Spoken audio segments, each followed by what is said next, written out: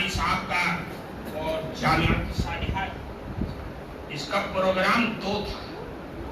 ایک تو افتتاح بخاری اور ختم بخاری. میں نے جو بات کہی ہے وہ افتتاح اور ختم دونوں کا جوڑ میں نے پیدا کر کے آپ کے سامنے رکھ دیا ہے.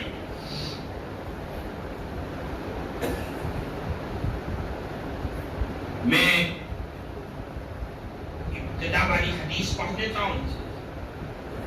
بسم اللہ الرحمن الرحیم. باب کیف کان بدء الوحی الى رسول اللہ صلی اللہ علیہ وسلم وقول اللہ عز وجل انا اوحینا الیک کما اوحینا الی نوح والنبیین من بعده. حدثنا الحمیدی قال حدثنا سفیان قال حدثنا يحيى بن سعيد الأنصاري قال أخبرني محمد بن إبراهيم التيمي أنه سمع علقمة بن وقاص الليثي يقول سمعت عمر بن الخطاب رضي الله تعالى عنه على المنبر يقول سمعت رسول الله صلى الله عليه وسلم يقول إنما الأعمال بالنيات وإنما لامرئ ما نوى فمن كانت هجرته إلى دنيا يصيبها أو إلى امرأة ينكحها فهجرته إلى ما هاجر إليه. اس حدیث کے اندر امام بخاری رحمۃ اللہ علیہ جس بات کی ہمیں اور آپ کو تعلیم دے رہے ہیں وہ تعلیم یہ ہے کہ اے لوگوں، بنیادی چیز جس طرح سے تمہارے اعمال میں ذکر اعمال میں جان پیدا کرتا ہے، اسی طریقے سے اعمال میں جان پیدا کرنے کے لیے اخلاص نیت ہے، نیت کی درستگی. ہم کتنا ہی بڑا کام کر لیں، لاکھوں کروڑوں روپیہ ہم نے لگا دی، اگر ہمارے دل میں یہ آیا کہ دنیا میری تعریف کرے، میری گن گائے، مجھے سیٹ کہے، مجھے حاتم تائی کے، تو سمجھ لو کہ تم نے ان کروڑوں روپیوں کو مٹی میں اور خاک میں ملا.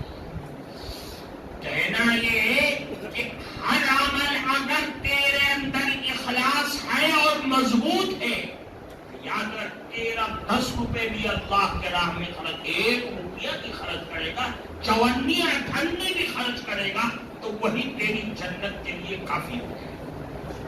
اس لیے فرمایا نیت درست کرو.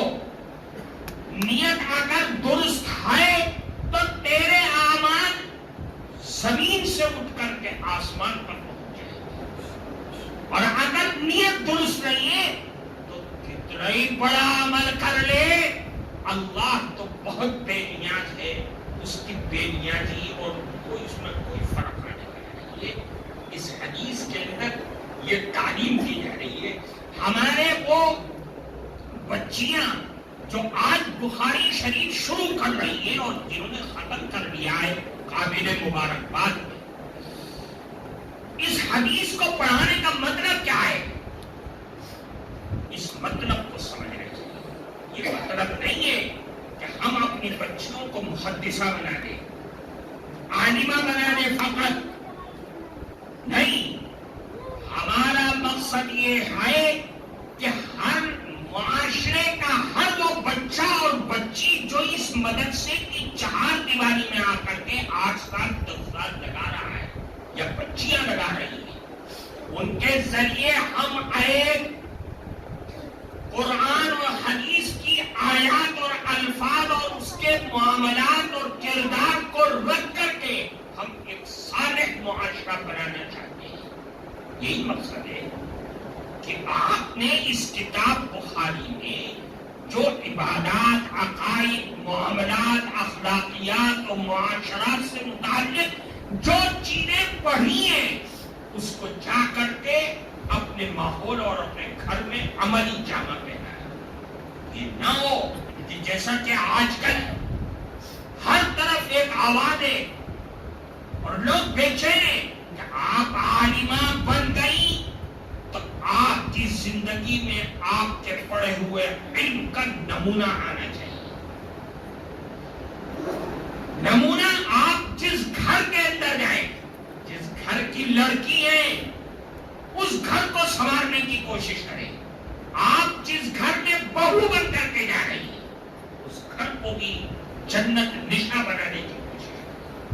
اس علم کی روشنی ہے۔ یہ نہ ہو کہ آج جو دنیا دیکھ رہی ہے کہ گھر برباد ہے، عالمہ کی وجہ سے ہو گیا، ٹوٹ گیا، رشتہ ٹوٹ گیا۔ کیوں؟ اس لیے کہ وہ علم پڑھ کر کے گئی، اس نے اپنے علم کو اپنی زندگی کا راہ نہیں بنایا، نمونہ نہیں بنایا۔ اس لیے ہمارا کہنا یہ ہے کہ آپ جب اس علم سے فارغ ہو جائیں، شادی ہو، آپ جس گھر کا اگر آپ کا شوہر غیر عالم مل گیا تو یہ نہیں ہونا چاہیے کہ آپ اس پر اپنے علم کی دھاک بٹھانے کی کوشش کریں کہ میں تو عالمہ ہے، لیکن تو پہلے اس کی بیوی ہے، اپنے شوہر اور شوہر کے خاندان کی عزت کرنا تیری ذمہ داری اور سب سے بڑا فرض ہے۔ اگر آپ کو شوہر عالم بن گیا، قسمت سے مل گیا، شوہر عالم کے ساتھ اس کی بیوی بن کر کے رہے، بحث و مباحثہ کے لیے اپنے شوہر کے گھر پر مت بگاڑو۔ اگر اس طرح کرتی ہو تو یاد رکھو، میں صاف بات کہہ رہا ہوں، پھر اس پڑھنے اور پڑھانے سے میں یہاں کے اساتذہ جو پڑھا رہی ہیں اور حضرت محترم صاحب سے یہ درخواست کروں گا، خاص طور سے اس کی طرف توجہ اور ان کو سمجھائیں، ان کو بتائیں کہ ہم نے اس کتاب کو پڑھ کر کے، اس علم کو پڑھ کر کے ہم نے کیسی زندگی گزارنی ہے، کوئی ہمارے علم پر آنچ نہ آنے پائے، قرآن و حدیث کی تعلیم پر آنچ نہ آئے، ہمیں ایسی مثالی بیوی اور مثالی بچی اور مثالی ماں بن کر کے دنیا کے اندر کام کرنا ہے۔ یہی پہلا گھر ہے، اور ہر مرد کو بنانے کے لیے، سنوارنے کے لیے قانون اور ضابطہ ہے کہ مرد عورت کو بننے کے لیے اس کے اندر ہاتھ عورت کا ہوتا ہے، کسی بھی شکل سے ہو، کسی بھی روپ میں ہو۔ اگر عورت دنیا جس بخاری کو آج آپ پڑھ کر کے عالمہ بنی ہے، اس امام بخاری رحمت اللہ علیہ کو بنانے میں ان کی والدہ کا ہاتھ، آپ تو بہت بچپن میں انتقال کر گئے تھے، شروع میں ہی سارا ہاتھ ان کی والدہ کا ہے۔